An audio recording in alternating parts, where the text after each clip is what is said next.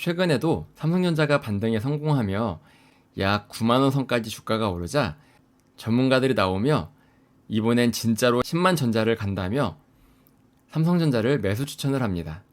하지만 이와는 반대로 다시 또 삼성전자는 주가가 계속해서 하락하고 있는 모습입니다.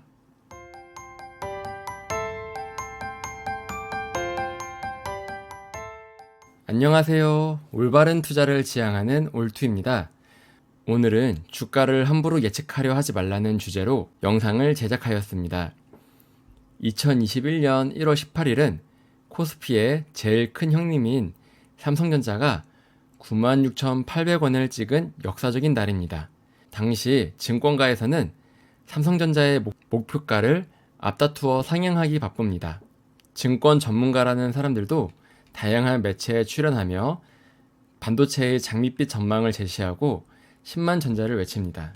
당시의 기사를 보면 2021년 1월 4일 삼성전자 올 1분기 실적 바닥 지난다. 목표가 10만원. 키움증권 삼성전자 목표가 10만원 제시.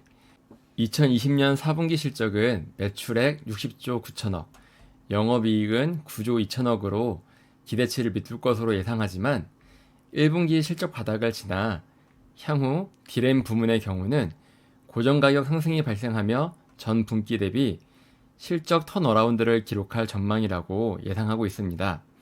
비메모리 부문의 경우에도 신규 고객사 물량 확대와 고객사 신제품 출시 영향으로 전 분기 대비 수익성 개선을 이룰 것으로 기대한다고 말했습니다. 그러나 이러한 증권사의 장밋빛 전망에도 불구하고 주가는 더 이상 오르지 않은 상태로 계속 횡보 내지 하락을 하는 모습입니다.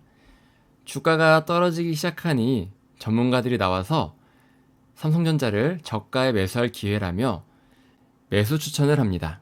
주가는 이후 계속 하락하는 추세를 이어가고 있습니다. 최근엔 어떨까요?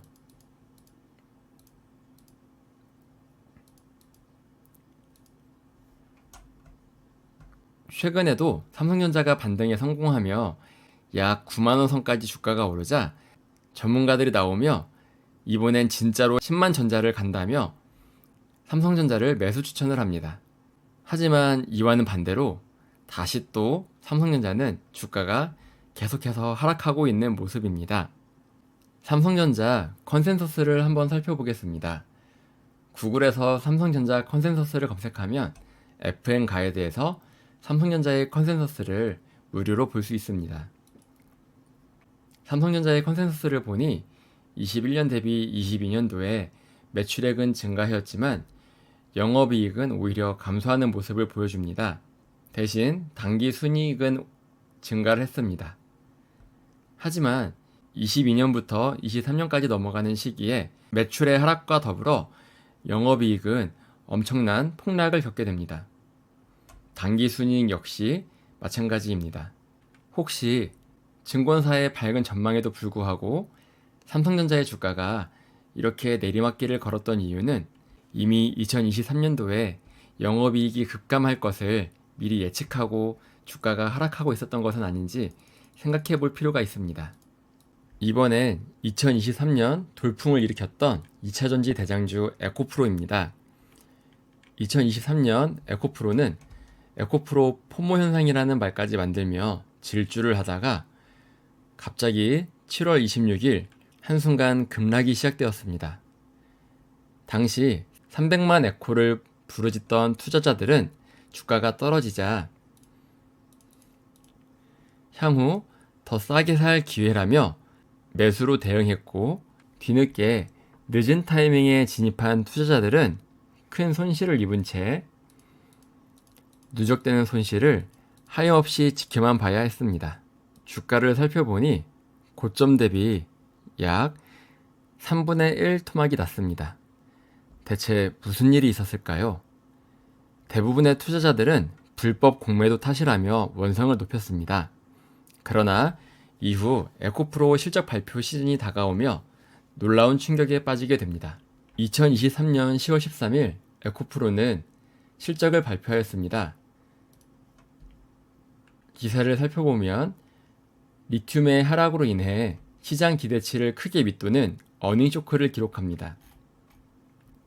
매출은 16.7% 증가했으나 영업이익은 68.9% 감소했습니다. 에코프로 분기 영업이익이 1000억 아래로 떨어진 건 2022년 1분기 이후 6분기 만에 처음이라고 합니다. 실적 발표는 2023년 10월 13일에 발표를 했습니다. 하지만 주가는 에코프로의 실적이 안 좋을 것을 미리 알았던 것처럼 선반영하여 주가는 하락을 시작했습니다. 누군가는 말합니다. 차트는 후행성 지표일 뿐이니 펀더멘털에 집중해야 한다고 합니다. 그렇지만 이러한 주가 지수는 공식적인 경기 선행 지표입니다. 경기 선행 지수는 무엇일까요? 경제 전망을 예측할 때 사용되는 것이 바로 경기 선행 지수입니다. 경기 선행 지표를 검색해 보겠습니다. 경기 선행 지표는 경기 변동과의 시간적인 관계에서 볼 때 경기 변동에 앞서서 미리 상승하거나 하락을 하며 경기의 방향을 알려주는 지표입니다. 경기 선행 지표의 구성을 살펴보겠습니다.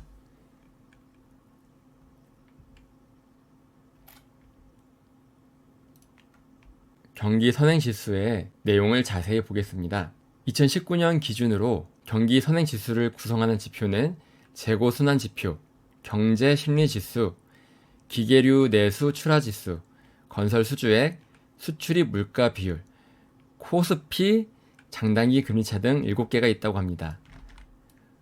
코스피는 바로 경기 선행 지수입니다. 사람들은 투자를 할 때 반대로 합니다. 경기가 안 좋으니 코스피가 나빠질 것이라고 예측을 합니다. 하지만 코스피는 엄연히 경기 선행 지수입니다. 코스피가 올라야 경기가 좋아지는 것이고 코스피가 낮아지면 경제가 하락하는 것입니다. 요즘 서민 경제가 많이 어려워졌습니다. 하지만 우리의 삶과는 반대로 주가 지수는 오르는 경우도 많습니다. 실제로 9월 반도체 수출은 136억 달러로 역대 최대치를 경신한 상황입니다. 서민 경제가 안 좋다고 해서 기업 경제도 안 좋다는 것은 어불성설입니다. 또한 코스피 코스닥의 움직임은 서민 경제보단 이러한 기업의 실적에 따라 움직이게 됩니다. 게다가 주가 지수는 경기 선행 지수이기 때문에 무엇보다도 예측이 불가합니다. 그러면 반대로 고용 지표나 실업률은 어디에 속할까요? 바로 경기 후행 지수에 속합니다.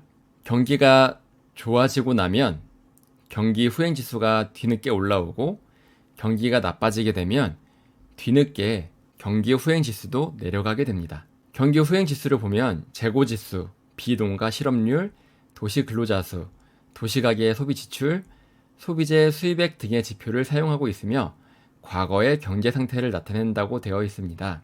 이러한 실업률은 경기 후행 지수입니다. 경기가 나쁘면 나빠질수록 실업률이 증가하는 것이죠. 실업률이 좋아진다고 해서 주가가 오르는 것은 아닙니다.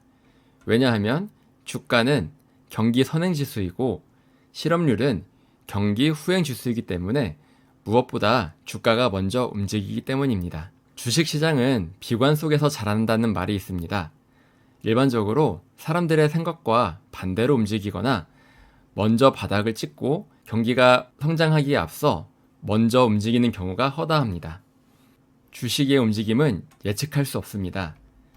다양한 지표를 이용해봐도 항상 주식은 선행해서 움직였기 때문입니다. 그래서 전문가들의 주가 예측이 자꾸 빗나가는 이유이기도 합니다.